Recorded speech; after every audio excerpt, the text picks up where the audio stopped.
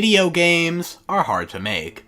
Coding is hard, bug fixing is hard, and the process is without a doubt very time consuming, even for the simplest of games. Well, luckily for you, Scratch is a game development engine that can solve at least some of the challenges game development has to offer. And, as it turns out, that also makes it a great way to introduce people to game development. And a lot of people start out by giving their own takes and reimaginings of their favorite games. And while there are quite a few decent games made with Scratch, a lot of the games are severely lacking to say the least. So in this video, I'm going to take a look for myself and see how different people interpret Minecraft on Scratch. And more importantly, whether or not there's any fun to be had in playing these games for yourself.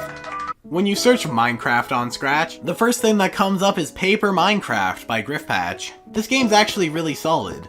It nicely translates Minecraft into 2D. It features mining, crafting, a day-night cycle, mob spawning, and building, all in a way that translates well to 2D. It's actually really impressive that this was made in Scratch. I talk about this game in depth in my second video about Minecraft ripoffs, so if you want a deeper review, I recommend checking that out. Also near the top of the page is Minecraft v6. This game is a demake of the original game. It actually has several things in common with Minecraft Classic, the Minecraft tech demo that's been playable in browsers since May 7th of 2009. The 3D environment, the simple block choice, and a lack of a survival mode are just a few of the things I was able to notice in a few minutes of playing each game. Although I will say, as a game, it's pretty lacking. You could build, but aside from that, there's, again, no survival elements, so it's pretty repetitive all in all. But the fact it isn't a reimagining, but in fact the real deal, that could run on Scratch, is what makes this game worth checking out. But even though the last two games are solid enough, the most popular way people bring Minecraft to Scratch is by reimagining the game as a platformer. The ones I'll be covering are the trilogy of Minecraft platformer games by Racing Ace. The first one has you playing as Kirby? You run through levels comprised of dirt and lava, and you have to touch the diamond blocks to continue to the next level. The entire time you're playing the game, the song Radioactive by Imagine Dragons is playing loudly in the background. The controls feel a bit off. There's a bit of a delay when you jump, but it's really not all that noticeable, and because the game's short, it doesn't really come into effect. Overall, it's a decent game. Let's see if the sequel holds any merit compared to the first one. So next we got Minecraft Platformer 2, Slime Quest. This one feels strange. Whether it's something about the way you sink into the ground every time you touch it, or the fact the hitboxes on the lava are way too big, I'm not sure. These issues become super apparent later in the game, as there's a level where you have to jump over 3 block gaps 3 times in a row. And as you can see, I'm clearly dying before I can even touch the lava. But nonetheless, maybe the third and final game in the series will be better. The third game has you playing as Steve's decapitated head. Looks like Herobrine got him. The level design has gotten more difficult, and the jump height was improved, which fixes the issue about jumping distance. But while it helps for the most part, you eventually make it to this level. The funny thing about this level is that the lava problem from the last game still isn't fixed, and you still fall into the ground. And this level requires you to land a jump that, to my knowledge, is impossible to make, since the player's hitbox is bigger than it looks like, and you're required to land on 1 block. All in all, these games are fine, but definitely far, far from perfect. Minecraft Survival! In this game you play as Steve, and you need to, well, survive. Steve follows the mouse and you need to maneuver it in a way to avoid the incoming mobs. Over time, you move on from just zombies to a whole rogues gallery of mobs, like creepers, endermen, and even a ghast if you can survive long enough. There are even various different difficulties, which are mainly the same except you have less total health and items spawn less often. Speaking of items, each and every item in this game serves a purpose, and they can all be considered vital to your survival. There's a diamond sword that can obliterate anything in its path, but you still need to be careful since it only kills from one angle, that being up. There's a minecart that comes from the bottom of the screen and removes all mobs in its way. You can find diamond armor that gives you 3 extra hits, there's a bucket of lava you can hide in, and even a bow that shoots automatically, but, like the sword, it only shoots upwards. And then there are the 2 food items that heal you 1 heart and a full heal respectively. Unfortunately though, there's a really easy way to cheat at this game. All you need to do is move your cursor outside of the game and put it back in a different part of the screen. That makes it so that Steve teleports wherever your cursor is, and it allows you to avoid mobs altogether if you play your cards right.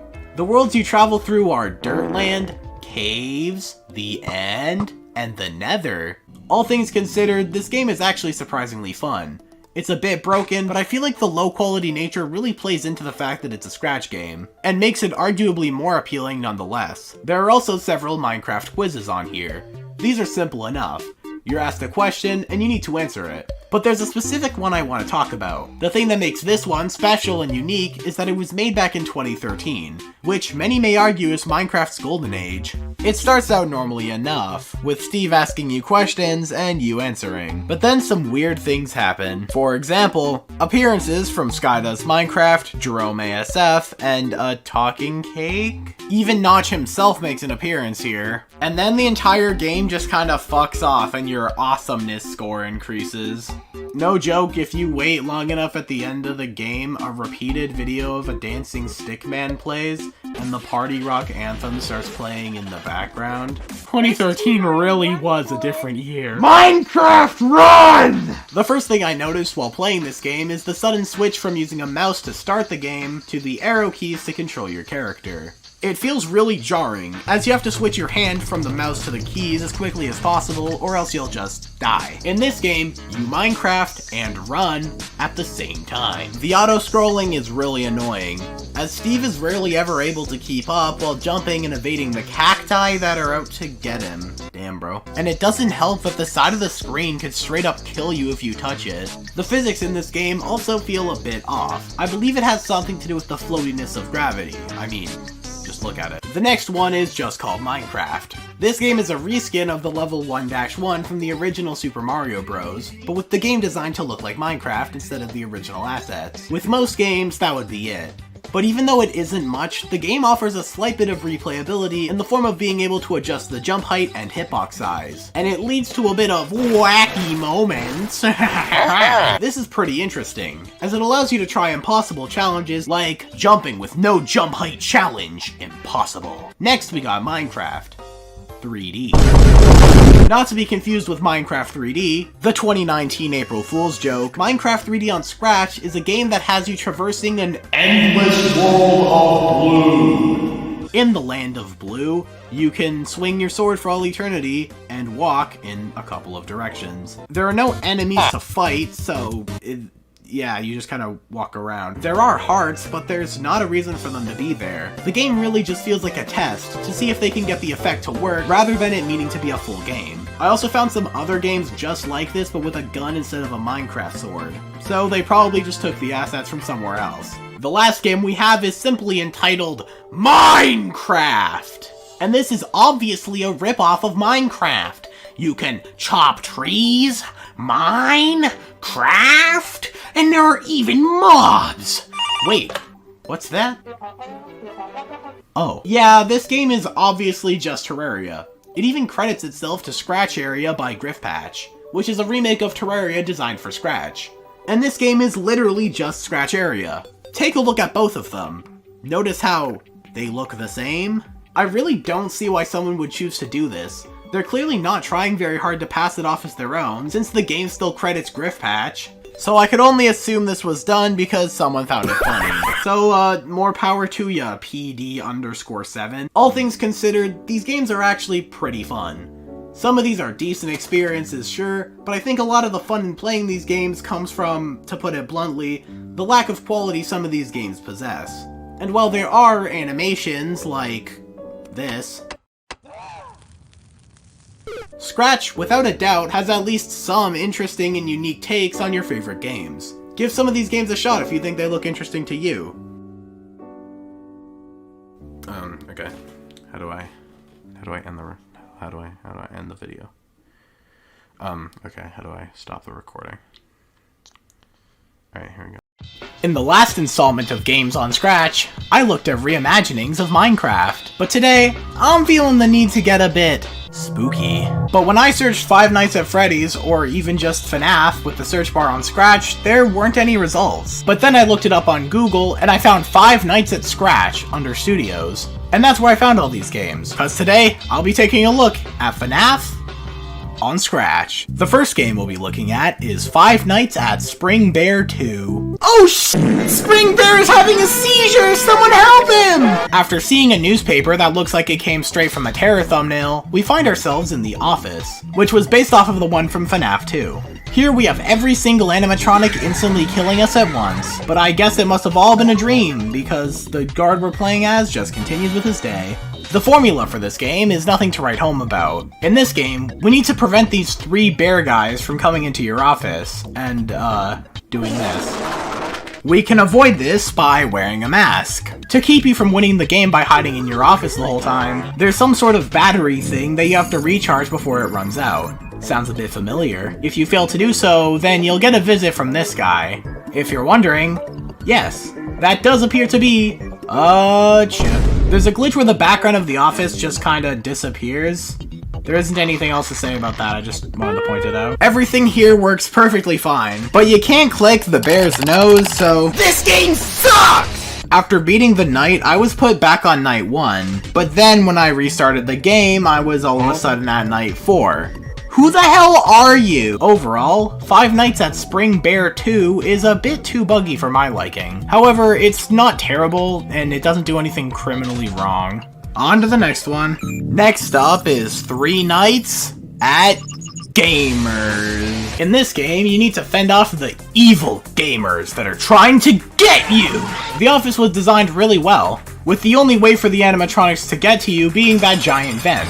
And the flashlight effect surrounding the mouse was definitely a nice touch. So the night starts in your usual way. You get a phone call from some guy. He explains that the game we're playing is absolutely not a FNAF clone. Just survive, lol. Bye. Wait, was that Discord? I guess we really do be playing 3 Nights at Gamers. The gameplay loop revolves around finding the perfect time to close the vent door, as the various characters try to get through the vent, and obviously you have to stop that from happening. The animatronics in question are a shark, a gamer, and a, oh no, female gamer. No! No! If an enemy gets through the vent, this happens. Jeez. Absolutely terrifying. You don't need to worry about that very much though, because I'm not sure if there's any punishment for just keeping the vent closed forever. There's also a glitch where you can see the cameras in the office at the same time. It doesn't really change the gameplay, but it's fun to look at. Overall, 3 Nights at Gamers is short, but silly. Here we got 5 Nights at Jackson's. Yo, what is up guys? It is me, GamerGod99 here, and in today's video, let's play some 5 Nights at Jackson. So this is 5 Nights at Jackson's. You better look out. This game is actually pretty well made. Outside of the intro cutscene, you need to spend 5 nights in Jackson's Family Diner. Also, some of the cameras have shading, while others don't. In the beginning of night 1, you only have to deal with Jackson himself, and he moves really slowly, so a lot of the footage you'll see is just me doing this. Whenever you try to shut the doors, it takes a good few seconds for you to be able to do anything else. And that's really the jankiest part of the game. Besides that, everything here feels pretty good. Later on, Jackson disappears and gets replaced by Golden Jackson! Oh no. And he kinda just didn't do anything. But after a while, regular Jackson came back out of nowhere and killed me. I literally checked every camera over and over again to see if he's moved, and he wasn't anywhere. I guess that's supposed to be a cue to close the doors, but whatever. Oh well, at least the jump scares have some actual movement. ESTR One Night Beta is the next game we'll be playing. Oh, thank God it's the official one. I was real scared for a moment. In this game, you have to watch this bunny guy as he stands idle on one of the cameras. There really aren't any original mechanics in this game. You can flash the hall to scare off any unwanted guests, you can put on a mask, and you can look at a whole 3 different cameras. The first one has the bunny. I'll assume he's called the Esther Bunny. I mean, his name's technically Bun Bun, but wouldn't Esther just be more fun? And he appears to be climbing out of some sort of wooded vent. The second camera is empty, and the third camera just has a black box covered in blood. Nice. Esther's design is actually really well done. It's still made in Scratch, so it's not gonna make you shit your pants just by looking at it, but it kinda reminds me of Bond from the Walton Files. Something I noticed is that time doesn't move. At first I thought the nights were just really long, but upon further inspection I realized that the clock actually resets if you close the cameras. Not like it really matters though, as there's no power and Esther doesn't move anyways. And even if he was able to, you could always just use the mask and flashlight while the cameras are up. The game's in beta, so I can forgive some of this, but it looks like it's gonna be pretty cool once it's actually finished. Next up, we have a remake of the original game. Now this is Five Nights at Freddy's, but remake. FNAF on Scratch, if you will. It copies pretty much everything, including the custom night game mode. The biggest difference between versions is that you can disable jump scares. The cameras look a bit crustier than usual, and they even went as far as to add Golden Freddy. It isn't anywhere near as rare in this game. I know because I got him 5 times, but it's still really cool to see him either way. There isn't too much to talk about here because there aren't any original mechanics, but it was still really well made. And I recommend checking this out if you're A, too poor to afford Five Nights at Freddy's, or B, just want to play FNAF on Scratch. The next one is One Nights at Minecraft's 2! So here we are in the Minecraft pizzeria. There are 5 enemies in One Night at Minecraft's, those being Steve, you get the point. There's little to no variety when it comes to enemies, and even though there's a left vent and a hallway you can flash your light on, it doesn't really matter since the only way you're able to be under attack is when one of the Steves go into the right vent, and the right vent alone. And then you close the door and they're gone. If one of the Steves can get into your office, then this happens. Yeah, this game's just really repetitive all in all. And I mean, if you like Minecraft, feel free to try it. Lastly, we got UCN, My Edition. This is a reimagining of Ultimate Custom Night, but with the characters from Baldi's Basics. As you can see with the UI, the game wasn't exactly designed well, so obviously, this being a custom night, the first thing I did was put all of them on 20 and see what happened. Ouchie! The game never actually tells you what each of the characters do, so the best you could do is turn it on and figure out how to deal with them. Well, that method works fine for the usual FNAF games. In a custom night, there's too many characters at once to keep track of, so there better be some descriptions. And again, in this game there isn't. So here's what I learned. This sock guy is the most annoying thing you've ever seen. You have to click it before it destroys your ears with its screech that could be heard from 10,000 miles away. Ninetales has you putting on the mask, and that's about it. I really couldn't figure out any of the other ones. Camping Baldi just kind of went to my room and never left. The layout of the game isn't crazy well made either, which makes it even more confusing as to what's going on. And because of that, I don't really recommend this one either. Especially when you think and realize that Ultimate Custom Night's free. And one last thing, it was a serious missed opportunity to not call the game UCN My Edition. Oh my god! You know, because it's Baldi from Baldi. But yeah, that was FNAF on Scratch. The games on Scratch obviously fall more under fan games than ripoffs, and in the end they're harmless anyways, so there's no fault in making or playing any of these. And yeah, that's it for today's video. I highly recommend watching the first installment of this series because it gives a deeper explanation as to what Scratch is all about. Goodbye. Scratch is a coding tool and social media platform where people make game, I play game, then I get money from talking about games. So in this episode of Games on Scratch, I'll be taking a look at reimaginings of the once mega popular battle royale game, Fortnite. So the first game is simply titled Fortnite. We start out in the lobby. After that, we enter the game, and we go on the battle bus, where it scrolls across a crunched PNG of what I'm assuming to be the Fortnite map. Then we suddenly jump into MS Paint as we land, only to be immediately hit with a grenade and killed. Not a hacker.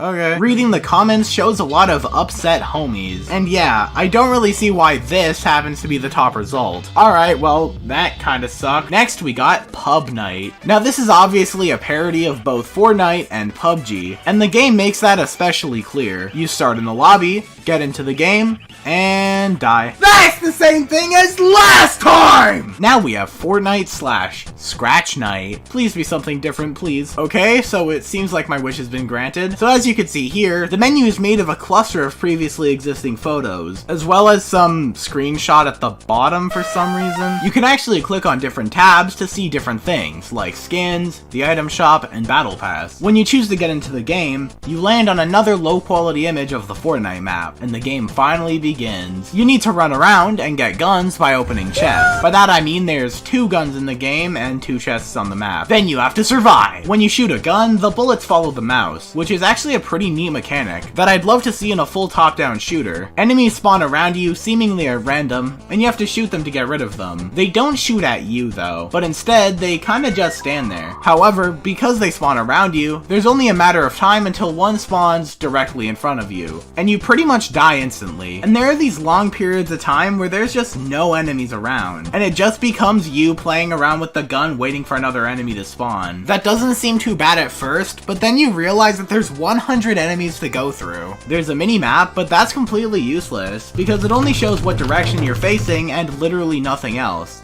This game isn't very good. Moving on. Here's Fortnite.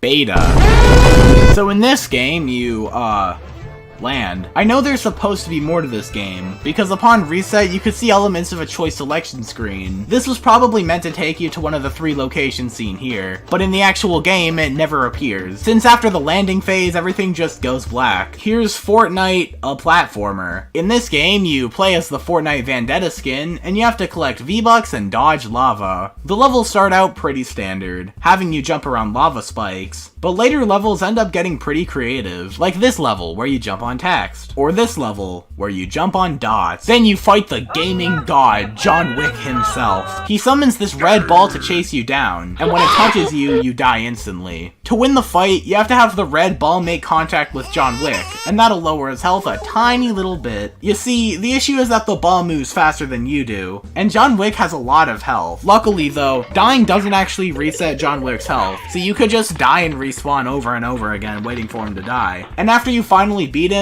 that's the end of the game, so yeah, that's cool. Welcome to Fortnite Nerf Battle. This is a top-down auto-scrolling arcade shooter where you play as Shredder, a doctor, Baby, Link, Ewok, and RPG protagonist. So in this game, you play as one man having to defend himself from an entire army. Every once in a while, you get an item. These include V-Bucks that give you more points, gun upgrades that make you shoot more bullets, ammo upgrades that make you shoot faster, and shield replenishments, which obviously give you some health.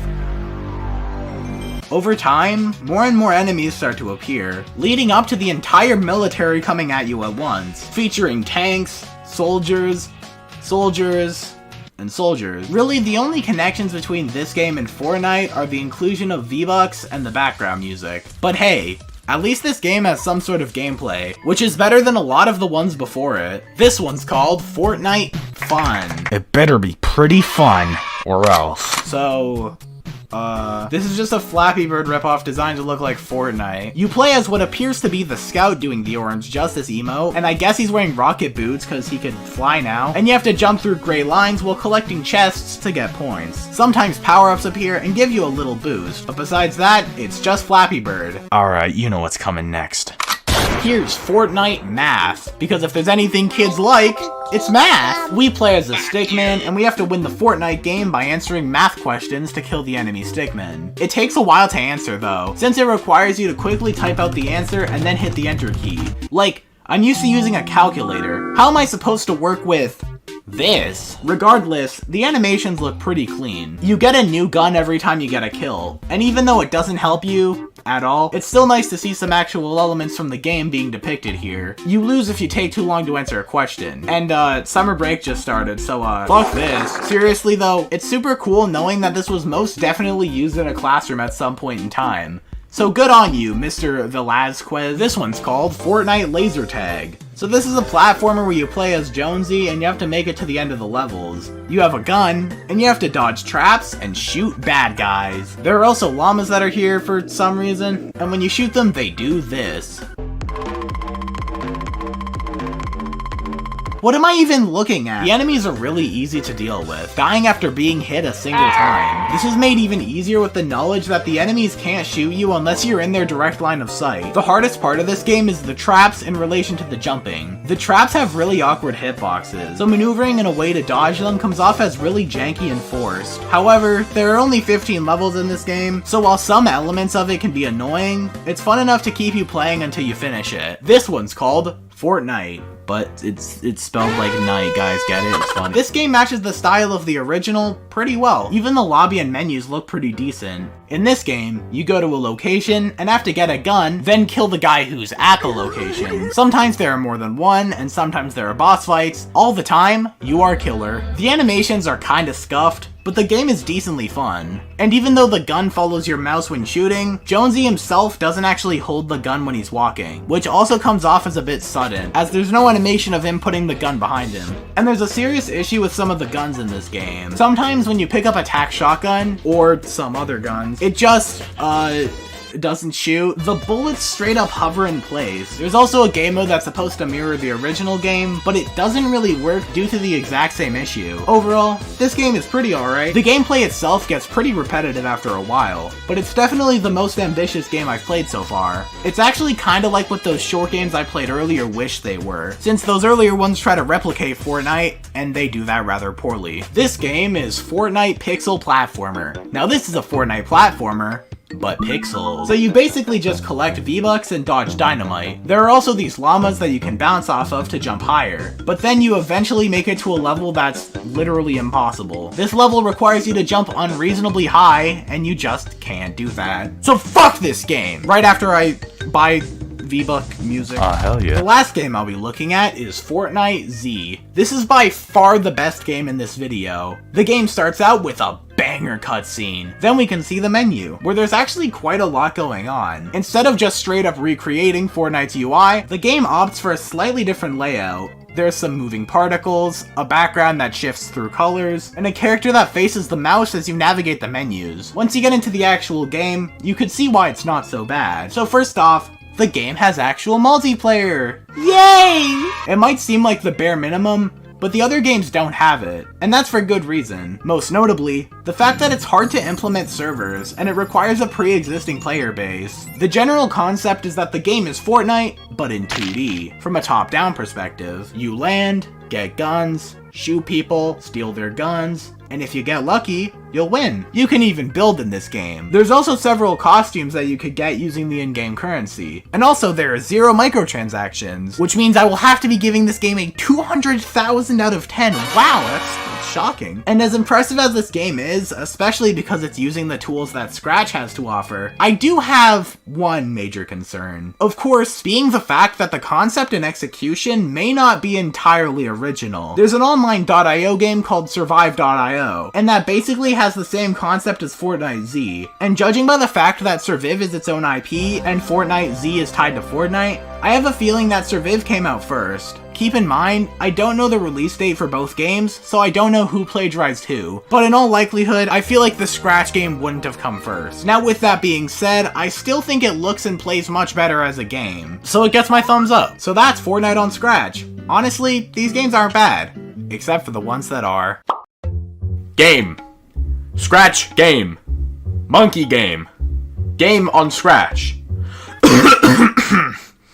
In this installment of Games on Scratch, I'll be taking a look at recreations and reimaginings of the beloved tower defense series, Bloons. I'd imagine that, of all genres, that tower defense would most likely be one of the easier genres to make. But nonetheless, welcome to Bloons on Scratch. So the first game we have here is Bloons TD Battles 4.6. So this is a Scratch remake of, you guessed it, Bloons TD Battles. And while it may just look like a more pixelated version of the original game, there are actually quite a lot of differences between the original and the Scratch version. The gameplay between the two versions are generally the same. You need to defend yourself from the balloons while also sending out your own balloons in order to take out your opponent. And while there are some UI differences, the most apparent changes come with the gameplay. Instead of the monkeys automatically attacking the balloons when they enter the attack range, this game instead has the monkeys constantly shooting at wherever the mouse is pointing. So basically, it turns every monkey in the game into the Dartling Gunner. While it sounds like a pretty minuscule change, it actually changes up the balancing a lot. The range of the monkeys no longer plays any effect, so with it no longer being an issue, that's a massive buff to every monkey in the game. But that also makes the game impossible to win. The balloons are somehow weaker than they usually are, so the only way to win is to commit to a rush really early on, or else your opponent's gonna get a chance to construct a defense that's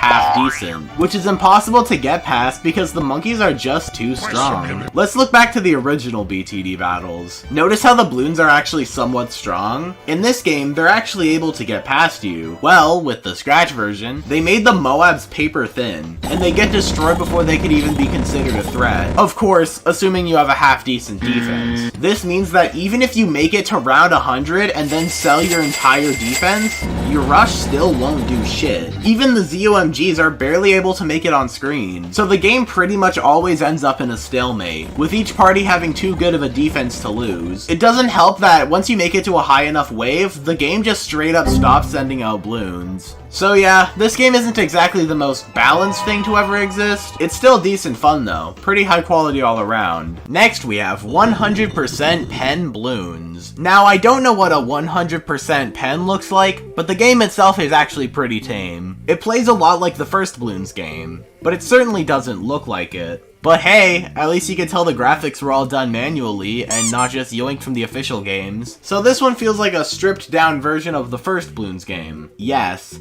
stripped down from this. The first Bloons game, no, not that one, this one, has 5 towers, whereas in this game you only get 4. Dart Monkey, Tack Shooter, Bomb Shooter, and Super Monkey. If you're wondering, Ice Monkey is missing. I will forever miss him. But there are definitely a couple differences, even besides the obvious ones, like the art style or the map for example. But the biggest change that you may or may not have noticed is the type of projectiles being used. In the original game, the dart monkeys shoot darts, and the cannons shoot explosive cannonballs. Well, in this game, every projectile is replaced with gray dots. The monkey shoots dots, the super monkey shoots dots, but fast, and the cannons shoot a cluster of dots at a time. There's also a larger variety of balloons. Of course, there's your standard red, orange, and yellow, but there's also these magenta balloons that change color and shrink when you hit them. The best strat I found was to spam cannons at the front of the stage. The dot spam is more than enough to deal with the onslaught of balloons. And also the game was programmed to only go to round 30, so, yeah. Besides that, it's the monkey game, but on Scratch. Also, the Super Monkey's design is very silly looking. Here we got Scratch Bloons TD. So this is a Scratch version of the 5th Bloons Tower Defense game. And by Scratch version, I don't just mean that it was made on Scratch. The monkeys were all redesigned to use what appears to be Scratch characters, like the iconic orange cat, for instance. Crosspaths were also removed, most likely for the reason that it would be difficult to not only include the functions of the abilities, but to also design custom art for each and every one of the different crosspaths in the game. The map here was also taken from a BTD5 track by the name of Brick Wall, so as you can imagine, the map is well designed, because it was made by Ninja Kiwi. But you might notice that the size of the map has somewhat changed. There are also a lot of monkeys that were cut from this recreation of the game, like the Dartling Gunner for example, but the choices for tower selection are fine enough for what it is. The farms in this game act a lot more like the farms from BTD4, automatically giving you money instead of you having to pick it up. There could also be more than one tier 4, so by the end of the game, I was able to obtain this. If you're wondering, yes, that is in fact a ZOMG having to go up against not 1, not 2, but 10 Sun Avatars. And the game is running about as well as you can expect. Still better than the DS version though. Overall, Scratch Bloons TD is a fine enough experience.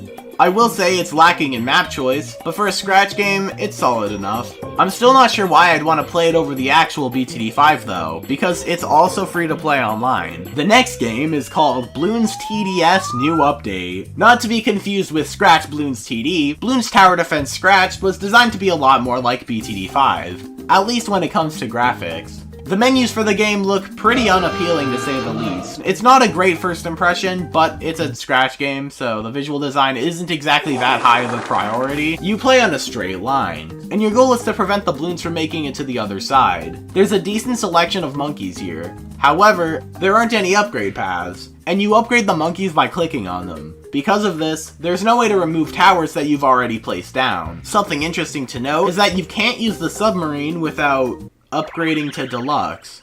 I'm not sure what exactly that entails considering it's a Scratch game, but I don't think I'm missing out on much since it's just one tower. There are also some square-shaped balloons, and I'm really not sure what they do. I just wanted to point that out. Eventually, a bunch of dark blue-colored blimps show up, and then you die. I've given the game a number of attempts, but I still don't see a way to get past this point. The cannon was the best tower I could use, but even then, one Moab and I died. On a side note, the noises that the cannon makes are just so loud and annoying. I had to put up with this for over 10 minutes. Overall, this is probably the most lacking game I've played so far. There really just isn't much here. The last game we'll be looking at is Bloons TD7.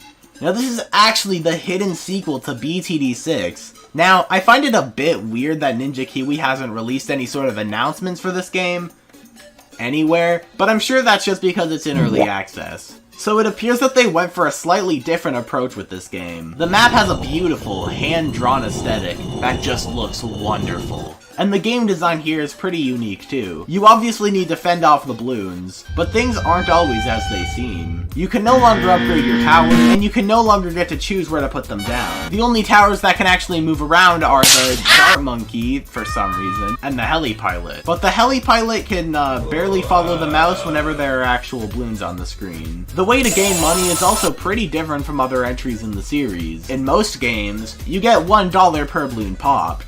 But it's not like that in this game. You kinda just get some cash at the end of each round. It's kinda like the opposite of the Apocalypse game mode, which is also not in this entry, along with every other game mode, I might add. The health points also don't work, and the rounds feel like they last forever. Overall, I'm not exactly liking the direction of the series. I'm hoping that they can fix things up with later updates. Maybe add some bosses or any other map, game modes, or actual content. But, whatever, this works too, I guess. Bloons TD7 has a lot of nuance and story. I loved the part where Quincy, son of Quincy, got his grand revenge on the DDT that mercilessly killed his father. It was beautiful and really shows the duality of man, or in this case, monkey. So yeah, that's about it for this episode of Games on Scratch. Goodbye. Games on Scratch is, you should know this by now. Watch the first video for a proper introduction. Anyways, Friday Night Funkin' is a rhythm game that was originally made in just 2 days. The game is open source, meaning anyone could go in and edit the game files, whether it's for character skins or entire new weeks. I was expecting to come in and see a bunch of people recreating the game and reimagining it, with their own twist and personal flair. But because FNF is open source, this means that people don't necessarily have to create their own assets.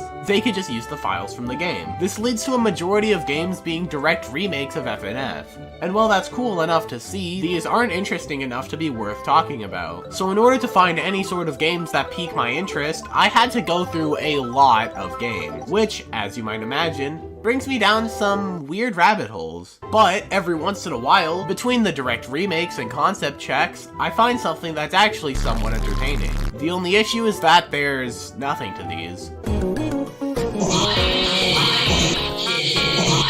What do you want me to say about this that you can't already tell just by looking at it? And just as a side note to Scratch devs, putting playable in your title should mean that it's a playable rhythm game, not that the characters move when you hit the keys. There's a difference. One has actual gameplay and the other is just 4 animations with no substance. So after many years of spending my life searching for a singular game to talk about, I finally found something with potential. My final bit of hope lies in a game simply called Friday Night Funkin' Remake.